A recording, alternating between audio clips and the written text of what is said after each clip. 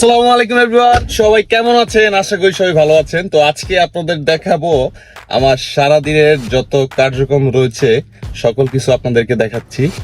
এবং আমি এখন পাশ থেকে বের হয়ে চলে আসলাম গ্যারেজে গাড়িটা বের করার জন্য। এখন সময় হচ্ছে 10টা 10 বাজে। তো অফিসের দিক যাওয়া যাক।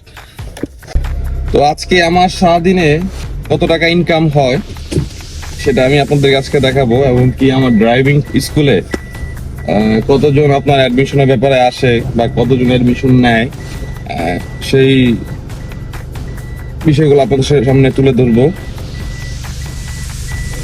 আসার পর ফার্স্ট টাইম যে কাজটা করি, আমার ডেস্কটপ এগুলো আগে মুছামুছি করি। হ্যাঁ, দেন হচ্ছে আপনার বাকি আনুষঙ্গিক যেগুলো কাজ করতে হয় এগুলো করি, কারণ আমার আগে দেখা গেছে 3-4 জন আমার স্টাফ ছিল, ওনারা এখন নাই।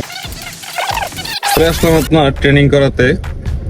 মূলত ড্রাইভিং শেখাটা হচ্ছে আপনার প্র্যাকটিস। আপনি যত প্র্যাকটিস করবেন তত হচ্ছে আপনি স্কিল ডেভেলপ হবে। এটা প্র্যাকটিস ছাড়া কোনো ওয়ে নাই আপনি স্কিল ডেভেলপ করার।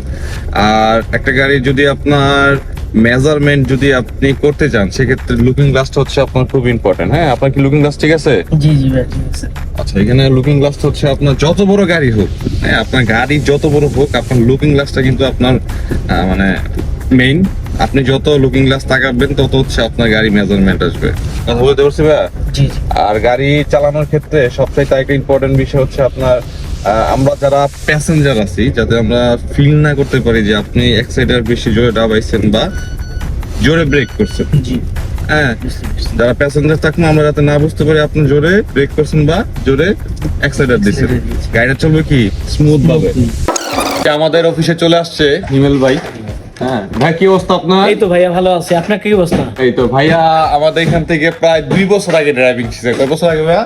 হ্যাঁ, আনুমানিক 2 বছর হয়ে যাবে। 2 বছর হয়ে যাবে। তো ভাইয়ের সাথে আমার একটা খুব গুড রিলেশনশিপ। তো ভাই আজকে 10 দিন পরে আসলো ঢাকার বাইরে থেকে, খুব চিল করে। ভাইয়া একটু বলেন আজকে আমাদের কি খাওয়াবেন বা কোথায় নিয়ে যাবেন?